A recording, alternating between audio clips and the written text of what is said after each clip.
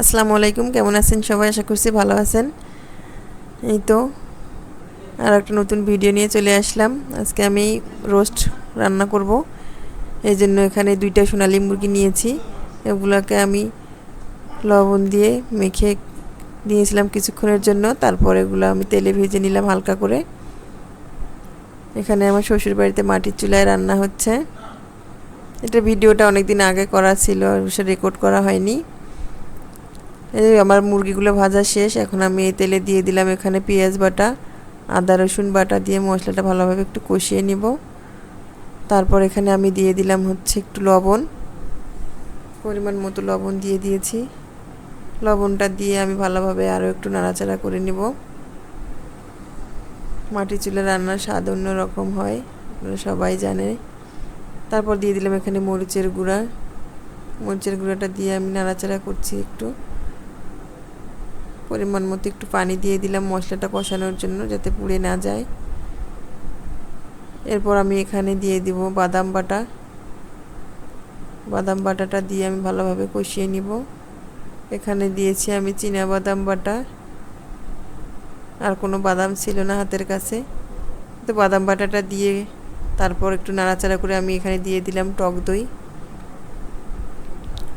এখানে টক দইটা দিয়ে ভালোভাবে কষিয়ে নিয়েছি। তারপর রোস্টের মশলা যেটা থাকে, প্যাকেট মশলা রাঁধুনির, সেটা দিয়ে দিলাম এখানে। এখানে আমি অর্ধেকের একটু বেশি দিয়ে দিয়েছি। 2টা মুরগি, 1 কেজির উপরে তো হবে, 1 কেজি বেশি দিয়ে দিয়েছি, অল্প একটু রেখে দিয়েছি। মশলাটা দিয়ে খুব ভালোভাবে কষিয়ে নিব আমি। তো মশলাটা দিয়ে খুব ভালো করে কষিয়ে নিয়েছি। এবার ভেজে রাখা মুরগিগুলো দিয়ে দিচ্ছি। ভেজে রাখা মুরগিগুলো দিয়ে দিলাম। এটা আলতোভাবে এটা আমি নাড়াচাড়া করে দিব এখন। এই তো হালকা করে একটু উলটপালট করে দিচ্ছি। তারপর আমি দিয়ে দিলাম এখানে সামান্য পরিমাণে পানি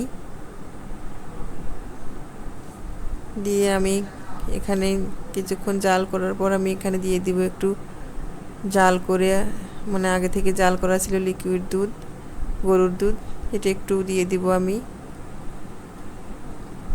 তো হাফ কাপ পরিমাণ দিয়েছি আমি এখানে তরল দুধ, জাল করে নেওয়া দুধটা দিয়ে আরও কিছুক্ষণ জাল করব আমি এখানে।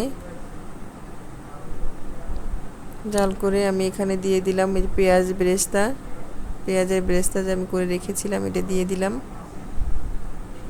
পেঁয়াজের বেরেস্তাটা দিয়ে আবারও একটু উলটপালট করে দেব। এর মধ্যে আমি লবণটা চেক করে দিয়েছি। এবার এখানে আমি সামান্য চিনিও ব্যবহার করেছি, হয়তো বা এটা স্কিপ হয়ে গেছে। এখানে আমার হাতের কাছে কেওড়া জল ছিল না, এই জন্য এটা দিতে পারিনি। এখানে কয়েকটা কাঁচামরিচ দিয়ে দিলাম আমি ফ্লেভারের জন্য।